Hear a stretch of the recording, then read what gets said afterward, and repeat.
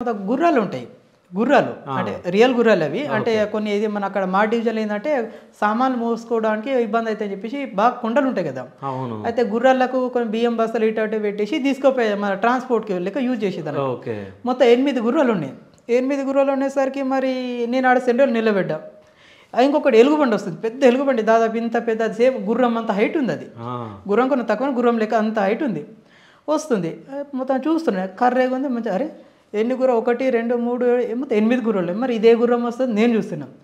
లేదు ఇంకా దగ్గర అంటే అది ముఖం మొత్తం కింద పెట్టి, అది దాని మొత్తం ఫేస్ మొత్తం కింద పెట్టి వస్తుంది, కింద పెట్టి వస్తాను.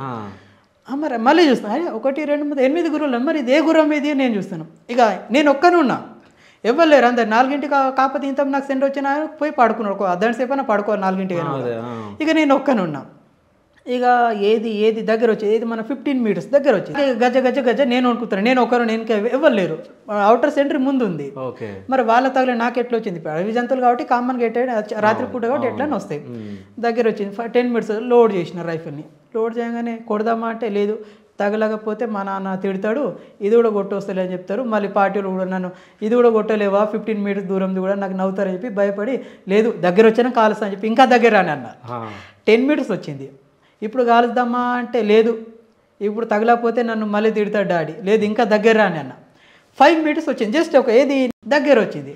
లేదు ఇది ఎలుగుబంటేనే కొట్టాలి, లేకపోతే తుపాకీ. అప్పుడు తుపాకీ ఏంటంటే చాలా సంవత్సరాలు ఉంటాయి కాబట్టి కొన్ని ఏది మనం ఫైరింగ్ చేయం కాబట్టి, ఇప్పుడు వీళ్ళు డాడీ వాళ్ళు ఏంటంటే ఎప్పుడో ఒకసారి సంవత్సరం ఒకసారి 2-3 సార్లు అటాక్ అవుతాయి కాబట్టి అంత తుపాకులు యూజ్ చేయరు. అయితే మరి తుపాకు పేలుతుందో పేలదు, నా భయం అప్పుడు స్టార్ట్ అయింది. లేదు నేను కొట్టాలి అని చెప్పేసి కదా లోడ్ చేసి అప్పుడు కొడితే ఎగ్జాక్ట్లీ ఇక్కడ కొట్టిన, ఢామ్ అని కొడితే ఆన్ ద స్పాట్ అక్కడనే పడ్డది. ఇక మావాడు సూసైడ్ చేసుకున్నాడు ఏమో అని చెప్పి మా నాన్న ఊరికి వచ్చిండు. లేదు రైను ఏమైంది అయిపోయి మా నాన్న ఒకటి వాళ్ళ పానం అంతా లేచిపోయి అంత పోలీసులు వచ్చిరేమో ఫైరింగ్ స్టార్ట్ అయింది అయిపోయి అందరు కవర్లో పోయారు. అందరు మొత్తం క్యాంప్లో ఎంతమంది అందరు కవర్లో పోయేసరికి మొత్తం జిగ్ మొత్తం స్టార్ట్ అయింది. ఇక మెల్ల ఒక 10 మినిట్స్ అయినా కూడా ఇక ఫైరింగ్ లేదు, ఒకటే బుల్లెట్ పేలింది.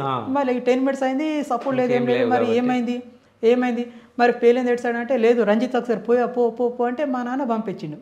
ఇక మెల్లగా ఒక టీం వచ్చింది, మెల్లగా ఏది స్క్వాడ్ వచ్చింది. రాగానే చూస్తే రంజిత్ ఏమైంది, లేదు ఏం కదా రండి లైట్ పెట్టిన. లైట్ పోలీసులు వస్తే లైట్ అయితే పెట్టాం కదా, లైట్ ఇట్లా మొత్తం వాళ్ళ మీద ఫ్లాష్ కొట్టేసాం. వచ్చేసరికి లైట్ పెట్టు పోలీసులు వచ్చారంటే లేదు ఎలుగుబండి వచ్చింది నేను అన్నది.